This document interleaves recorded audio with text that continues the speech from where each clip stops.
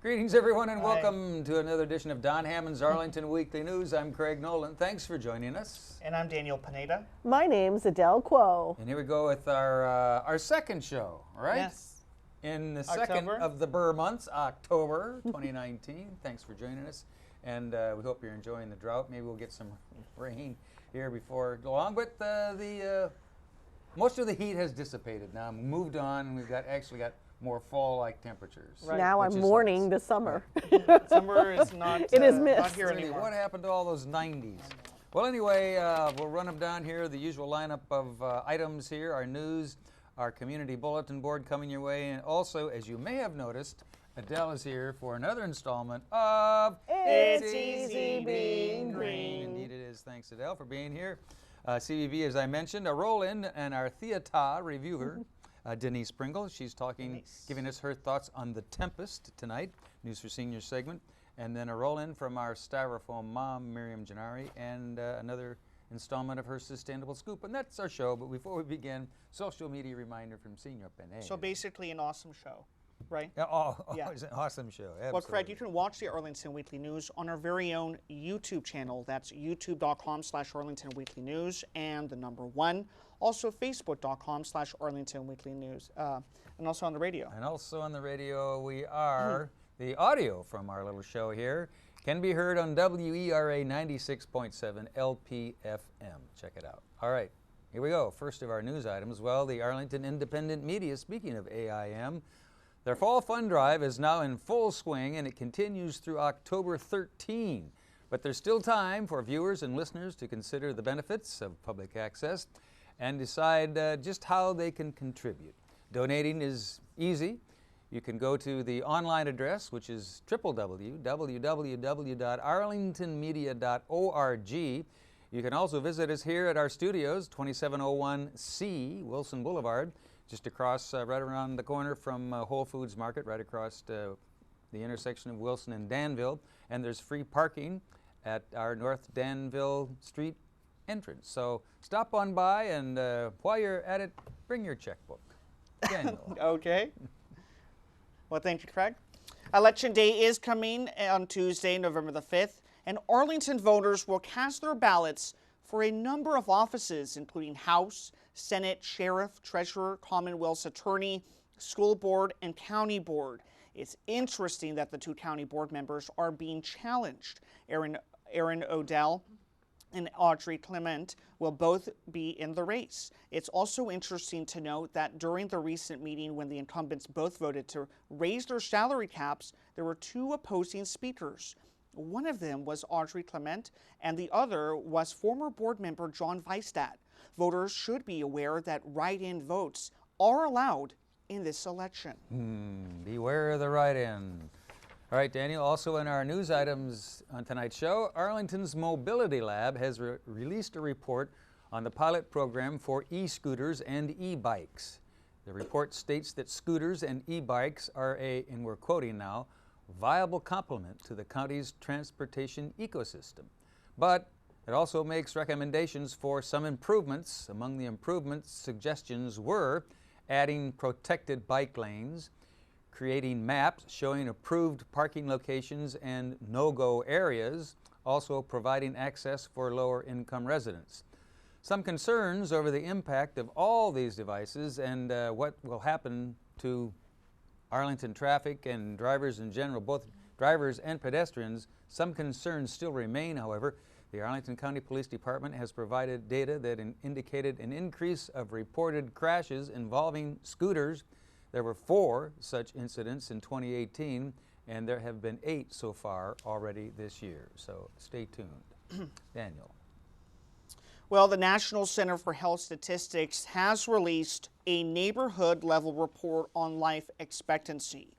The report states that affordable, high-quality health care is essential to our health, but where we live can have an even greater impact.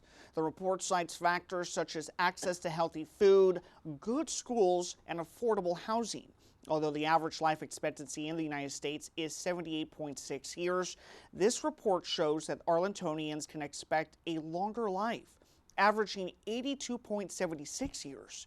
This is 3.56 years longer than Virginia's statewide average. However, residents in Fairfax County have an even longer life expectancy, 83.73 years. Well, that doesn't necessarily mean that we should move to Fairfax, though, does it? We're Arlington. I think Arlington's year. just fine. Yes. All right, thanks, Daniel. And we'll be back with our CBB Community Bulletin Board file right after we hear from Adele and another installment of her Easy Being Green. You messed it up, Craig. Wow, You messed it that up. was a little I odd. That was threw you a weird. curve there. Kind of like the Want to try it picture. again? We'll work on it. We'll Here's work on it. Adele. Anyway, here's Adele. Welcome back to It's Easy Being Green. My name is Adele Quo, and our mascot, Joe Tree Frog, joins us to announce a couple important green events in October. The next Arlington Environmental Collection and Recycling event is coming up on October 19th from 8:30 a.m. to 3 p.m., and this is rain or shine. The location is at 1425 North Quincy Street, formerly known as the Buck property, which is directly across the street from Washington Liberty High School and the David M. Brown Planetarium. This is only occurring twice a year in spring and fall, so don't miss it. eCare allows Arlington residents to clean out their homes and safely dispose of household hazardous materials and electronics, plus recycle bicycles and small metal items, among other things. If you've painted your house or refinished your floors, or even just switched out your light bulbs, chances are you've had some leftover products containing dangerous ingredients such as paints, cleaners, batteries, and pesticides are some of the more common household materials that the Environmental Protection Agency, that's the EPA, classifies as household hazardous waste. And products such as auto fluids and car care products, flammable solvents, insecticides, herbicides, and other lawn and garden chemicals, and devices containing mercury. These are some of the acceptable materials collected. Americans generate 1.6 million tons of household hazardous waste per year. The average home can accumulate as much as 100 pounds in their basement, garage, and storage closets. And when you improperly dispose of these by pouring them down the drain or on the ground, or worse, into our storm drains or storm sewers, or you're putting them out with the trash, these household hazardous wastes can harm and create risk to people and the environment. So please keep household hazardous waste out of our landfills and out of our water supply, and safely dispose of your household hazardous materials on October 19th. The next green event in October offers 2 flood resilient Arlington workshops. They are going to be Central Library Auditorium, located at 1015 North Quincy Street. The second one is located at George Mason University at the Van Meter Hall at 3551 Fairfax Drive. Hopefully the dates were posted on there. This past July, we experienced a month's worth of rain, 4 to 5 inches in 1 hour, when a historic flash flood hit our area, which caused extensive damage.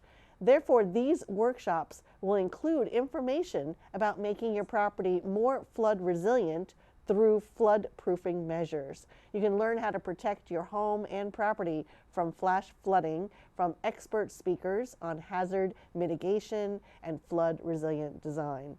Information on flood insurance will be available as well. And remember, it's easy being green.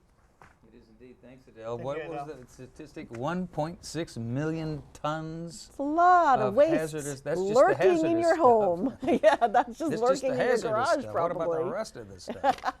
We do produce a lot of trash. Yeah. Okay, we appreciate it. Thanks. Thank you, Adele. Thank you. Here we go. As promised now, our CBB Community Bulletin Board file. Well, are you a teen who is feeling stressed?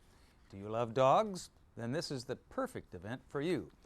People Animals Love will be bringing their dogs to Arlington for a de-stressing session. Whether you're stressed about school, love, a relationship, or something else, these soft, friendly canines are there to help.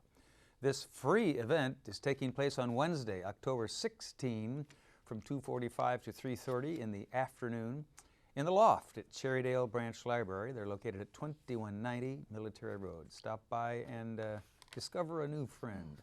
at the Cherrydale Library. Daniel. We could certainly all use that de-stressor, right, Craig? Absolutely. Well, when it's autumn, there's one drink that everybody should have. No, we're not talking about pumpkin spice. We mean cider. Rosslyn Cider Fest is returning once again in 2019. The festival will include a variety of cideries from all over Virginia, in addition to live music, s'mores, and a pie-eating contest at 6 p.m. Admission is free, but there are tasting tickets available for $15 for anybody who wants to sample the various hard ciders that are available. This is all happening on Thursday, October the 17th from 4 to 8 p.m. That's at the Gateway Park, located at 1300 Lee Highway. Tasting tickets are available by searching for Rosslyn Cider Fest. That's on eventbrite.com. All right, Daniel, also in CBB, pumpkin decorating is a staple of Halloween celebrations, and with this event, the whole family can take part. Pumpkins and supplies will be provided so you can carve, paint, and decorate your very own pumpkin just the way you like it. There's a $12 registration fee to cover supplies, and this is all happening on Saturday, October 10, from 12 noon to 2 in the afternoon at the Nature Center at Potomac Overlook Regional Park. They're located at 2846 Marcy Road. For more information and to register, you can go online and check out their website at novaparks.com. Daniel. Well, after 2 long years, the Mueller investigation into Russian interference in the 2016 presidential election has finally come to an end. Despite the coverage surrounding it, many people were left confused by the investigation and its results. Join former federal prosecutor Chuck Rosenberg as he offers a live and in-depth analysis of the investigation and the purpose of the rule of law in our country. This is happening on Monday, October the 21st from 2:30 to 4 p.m. That's in the Barbara M. Donnellan Auditorium. And that's located at the Arlington Central Library, located at 1015 North Quincy Street. Attendance is on a first-come, first basis. Thanks to Jordan Koharski for this week's CBB Stories. Thank you so much, Jordan, for your hard work and certainly your dedication. You bet, we appreciate it. Thanks, Jordan. All right, news for seniors coming your way, so don't go away. Stick around for that after we hear from Denise and her thoughts on The Tempest. Here's Denise. To open its 19th season, Synetic Theater in Crystal City has chosen to perform William Shakespeare's The Tempest in their usual fashion, without words. It has been adapted by Nathan Weinberger and is directed by Synetic's founding artistic director, Paula Lazor. It is the second time this company has tackled this play, so of course that creative duo changed it up a bit to keep it interesting. Prospero, the leading character, played by the company choreographer Irina Tishkurishvili, is now Prospera. The wizard has become a woman with heightened magical powers who wields a massive staff. This is the type of role Irina plays so masterfully as she portrays the power and mystique of an enchantress. Ariel is now played by Alex Mills in his most playful role since he was Puck in A Midsummer Night's Dream. His exuberance is undeniable as he romps through the water-filled stage. The first 3 rows of seating are designated as a splash zone, and Synetic distributes plastic ponchos to those patrons holding tickets for those seats. Mills relishes every opportunity to make sure those audience members need them. 2 other performances are standouts.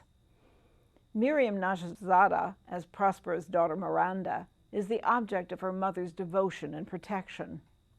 Vato Tishkurishvili as Caliban, clad in a red latex suit, uses his ever-expressive face and eyes to offset the ridiculous red ears and give a rather monstrous character a soulful appearance, despite his hulking physical presence. The show has the moody look of a wild, unexplored island designed by Anastasia Symes, who also designed the costumes. Amazingly, as characters splashed and fell into the water, the costumes seemed to look dry, and even when waterlogged, did not seem to restrict the energetic movements of the cast. The lighting designed by Andrew Griffin and the projections on the gauzy suspended strips of cloth suggest the power and fury of the Tempest conjured up by Prospera to strand her adversaries on her island. Resident composer and sound designer Konstantin Lorshkipanadze contributes another dramatic original score. A watery piano whose keys are streams of water is especially hypnotic. The Tempest plays at Synetic Theater through October 20th. Discover the watery and mysterious realm of Prospera and join her on a wild and wet journey of betrayal, revenge, and redemption. I'm Denise Pringle. Now back to the news desk. Thank you, Denise, and her thoughts on The Synetic's production of The Tempest, Synetic Theater. Thanks, Denise. We appreciate it. All right, here we go. As promised, news for seniors, and here we go. Item number 1. While estate planning helps protect your family and loved ones by allowing them to know and execute your wishes in a simple manner, estate planning can now provide huge savings down the road. Attorney Allison Mathey-Lambeth, I hope I have that properly pronounced, will highlight the main parts to an estate and the critical importance of each document. This is coming up on Tuesday, October 15 at 10 in the morning at Walter Reed Senior Center. They're located at 2909 16th Street South. For more information and to register, give them a call at the number on your screen and in your ear now, 703-228-0955. Daniel. Well, on to our next story for tonight, our senior stories for tonight, that is. Understanding probate can be confusing. Elder law attorney Edward Zetlin will uncover the mystery of probate, learn what probate is, the pros and cons, and certainly the factors that one should consider regarding probate. That all takes place on Wednesday. That's October the 16th at 1 p.m. at the Langston Brown Senior Center, located at 2121 North Culpeper Street. For more information and to register, give them a call at 703-228-6300. Craig. And also a news for seniors. You didn't remind me. I forgot my news for seniors glasses. Oh, yes, of course. Sorry. Much better. Thanks to Mary for Thank you, loaning Mary. me her news for seniors glasses. Our next item, well, what are payment apps? Tech enthusiast Russ Miller will be discussing popular mobile payment services such as PayPal and the way we can now make monetary transactions online. That's coming up on Wednesday, October 16 at 6:30 in the PM portion of the day at Arlington Mills Senior Center, located at 909 South Dinwiddie Street. To register and find out more about it, give them a call at the number on your screen, 703-228-7369. Daniel. How to be a successful caretaker for persons with dementia will be presented by Peggy R. Breda. She is the president of A Family Tie. People with dementia slowly become less able to take care of themselves, and behavioral traits certainly may change.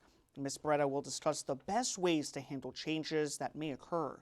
That all takes place on Tuesday, that's October the 15th at 11 a.m. at the Langston Brown Senior Center. That's located at 2121 North Culpeper Street. For more information and to register, give them a call at 703-228-6300. All right, Daniel, and congratulations are in order. Congratulations to our senior news correspondent, Judy Masabny, and AWN's audio director, Mary Fantuccio, for competing in the 2019 Northern Virginia Senior Olympics. Both ladies won a total of 8 medals and vowed to compete again next year. They have also issued a challenge to yours truly here and other members of the AWN crew and cast here who are 50 years of age and older to be part of the competition next year. All right, point taken. It's a whole lot of fun, Yes. says Judy, so I'll do my best to get out there and get in the mix of the Northern Virginia Senior Olympics. So thanks to Judy Masabny of OSAP, Office of Senior Adult Programs, Thank you, for helping Judy. us out and sending us these announcements. We appreciate it. And we'll be back with sign-off and bye-bye right after we hear from our Styrofoam mom, Miriam Gennari, and another sustainable scoop. Here's Miriam. Hi, and welcome to another edition of the Sustainable Scoop. My guest today is Paula Lazor. She is a journalist, an author, and she's a producer of a program here at Arlington Independent Media on WERA, Education Innovations. Welcome, Paula. Why, thank you very much. Glad to be here. I'm very glad to have you. I'm very excited about the idea of bringing more conversation into the discussion about project-based learning in education, and that's really what Education Innovations is all about, isn't it? Absolutely. It's a program, as I say, that's on the multiple ways that students learn by doing and make the connection between education, a future career, and the world around them. So that's a little bit different from teaching to the test, isn't it? Absolutely. The point in project-based learning is to get the child thinking on their feet, engage them, have them work with others, think critically, communicate, all the skills that you really need once you leave school. And the skills that motivate you to want to go deeper into your studies, whether it's science, whether it's math or art, all of that requires creativity and collaboration, right? Exactly, your deeper thinking, I believe is one of the other terms that's often used. Well, I am a big fan of environmental literacy and hands-on learning. One of the success stories that we have here in Arlington County is the Career Center. Tell us a little bit about your Career Center story, or at least for your son. Well, I think behind every parent advocate is a personal story.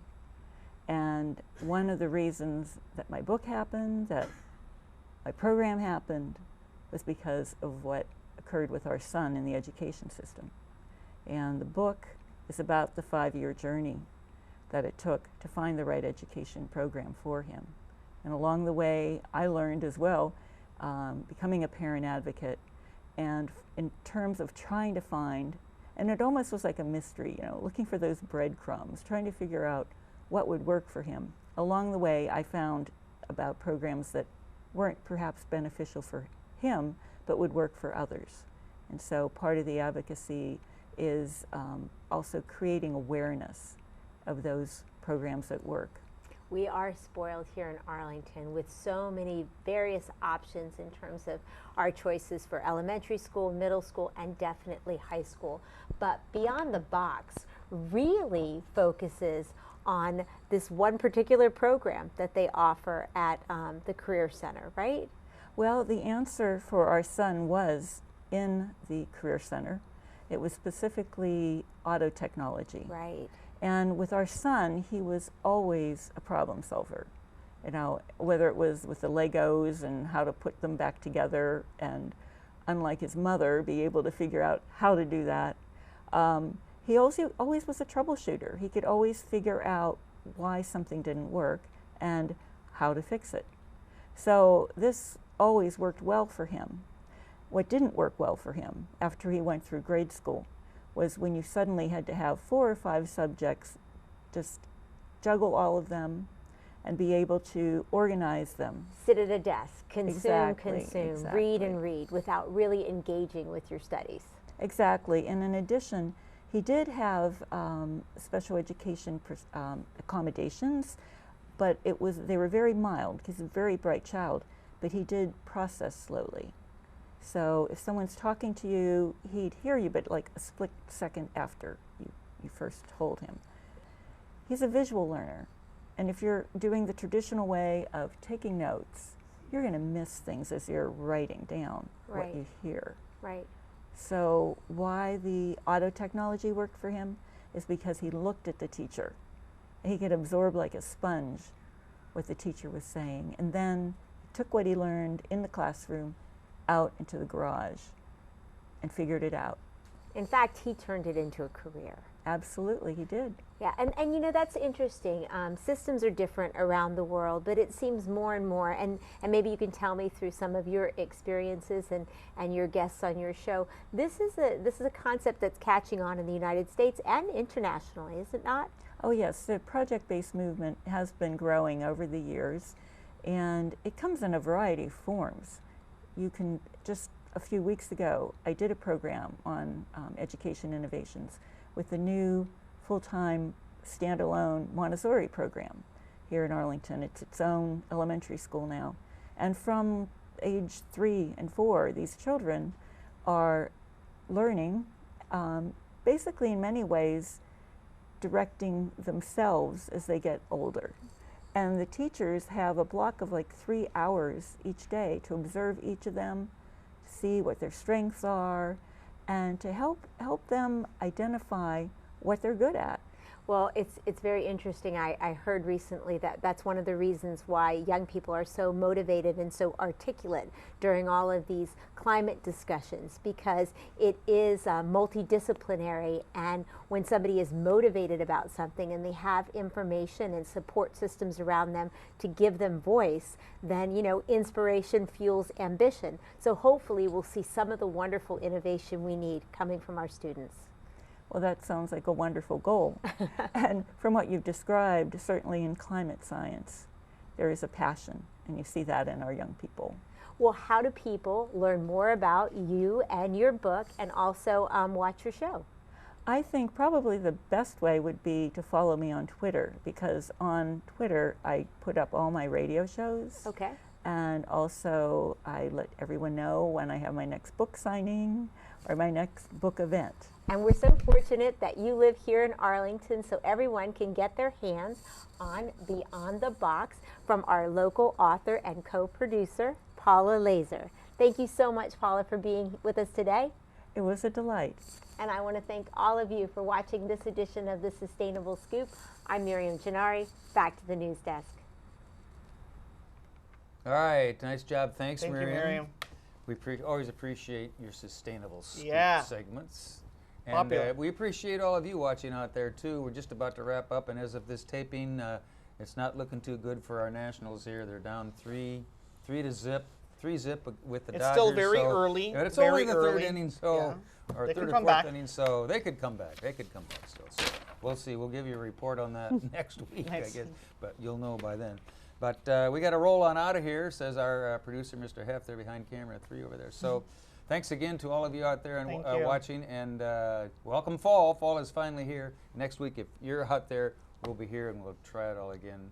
Give to AIM. Have a safe week. Bye-bye.